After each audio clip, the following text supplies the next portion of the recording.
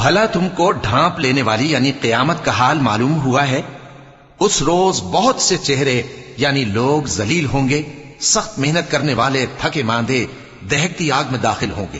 ان کو ایک کھولتے ہوئے چشمے کا پانی پلایا جائے گا، ایک سخت خاردار جھاڑی کے سوا ان کے لیے کوئی کھانا نہیں ہوگا جو نہ مفید غذا بنے اور نہ بھوک میں کچھ کام آئے۔ بہت سے چہرے یعنی لوگ اس روز شادماں بھی ہوں گے، اپنی محنت کے بدلے پر خوش۔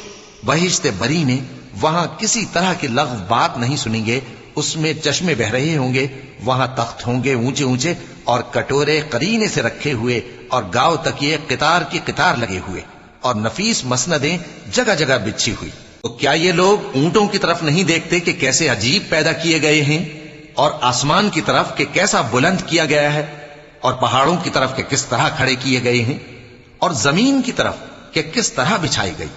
پس اے نبی صلی